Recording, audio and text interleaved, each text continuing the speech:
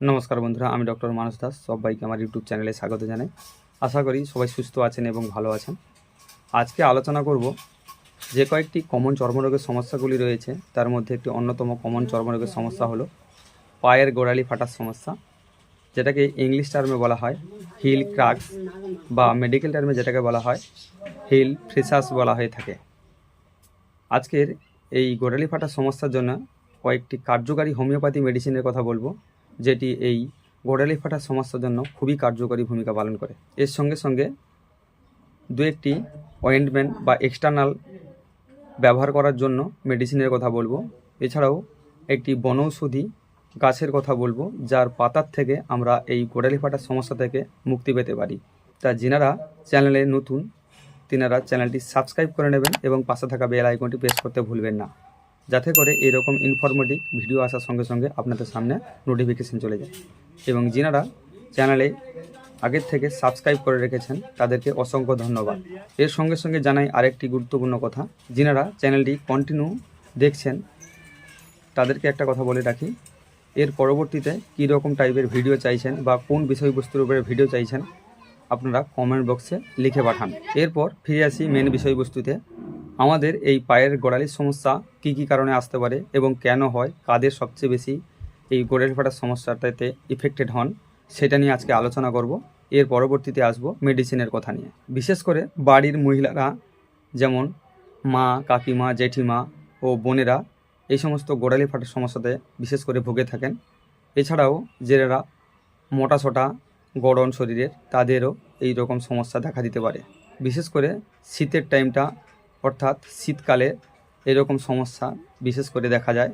পায়ের গোড়ালিগুলো ফেটে যায় এবং কালো কালো দাগ দেখতে পাওয়া যায়। এছাড়াও পায়ের ওই ফাটা অংশ থেকে ব্লিডিং হতে শুরু করে এবং টাটানি ভাব ও ব্যথাও হতে থাকে। এই গোড়ালি ফাটার সমস্যার জন্য 3টি মেডিসিনের কথা বলবো। প্রথম নম্বর যে মেডিসিনের কথা বলবো সেটি হলো প্র্যাক্টোলিয়াম। প্র্যাক্টোলিয়াম মেডিসিনটির কী কী সাইন অ্যান্ড সিমটম রয়েছে? এই মেডিসিনটির প্রথমে পায়ের গোড়ালিগুলো ফাট ধরে এবং সেখান থেকে ব্লিডিং হয় এবং কালো কালো দাগ ধরতে দেখা যায়। এছাড়াও এটাতে ভয়ানক ব্যথা বা টাটানি ব্যথা টাইপের অনুভব হয়। এই সমস্ত সাইন অ্যান্ড সিমটম থাকলে আপনারা প্র্যাক্টোলিয়াম মেডিসিনটিকে ব্যবহার করবেন। এই প্র্যাক্টোলিয়াম মেডিসিনটিকে নিয়ে আপনারা সকালবেলা 2 ফোঁটা জলে দিয়ে খেতে পারেন। এছাড়াও সেকেন্ড নম্বর যে মেডিসিনটি সেটা হলো সার্সপেরিলা। এই সার্সপেরিলা মেডিসিনটিকে আপনারা 200 মেডিসিন নিয়ে 2 ফোঁটা করে 1 চামচ জলে দিয়ে নিয়ে দুপুরবেলা খেতে পারেন। এরপরে থার্ড নম্বর যে মেডিসিনটি, এটি হচ্ছে গ্রাফাইটিস 200। এই মেডিসিনটিকে নিয়ে আপনারা বিকেলের দিকে, অর্থাৎ বিকেল 5টা কি 6টা এরকম টাইমে আপনারা 1 চামচ জলে দিয়ে নিতে পারেন এই মেডিসিনগুলোকে। এরপর যে অয়েন্টমেন্টের কথা বলবো সেটি হলো প্র্যাক্টোলিয়াম জেলি।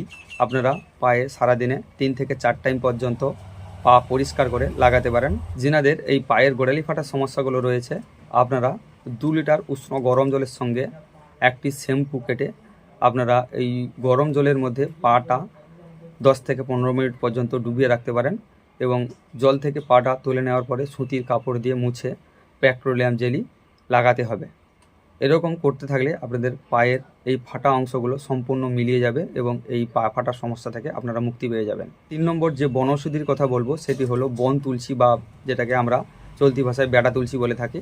এই বেড়া তুলসীর সঙ্গে আপনারা কম বেশি করে সবাই পরিচিত। এই বেড়া তুলসী বা বন তুলসীর পাতা 1 মুঠো নিয়ে 2 চিমটেও খাওয়ার লবণ মিশিয়ে আপনারা হাতে দোলে আপনারা রস বার করে এই পায়ের ফাটা অংশগুলো লাগাতে পারেন। এরপর 2 থেকে 4 বার লাগালে আপনারা এই পা ফাটার সমস্যা থেকে সম্পূর্ণ মুক্তি পেয়ে যাবেন। ভিডিওটি আপাতত এই পর্যন্ত। সবাই সুস্থ থাকবেন, ভালো থাকবেন। ভিডিওটি কেমন হয়েছে আপনারা কমেন্ট বক্সে জানাতে ভুলবেন না এবং এই ভিডিওটি আপনাদের বন্ধুবান্ধবের কাছেও শেয়ার করে দেবেন, যাতে আপনার বন্ধুবান্ধবরাও এই ভিডিও থেকে উপকৃত হতে পারেন।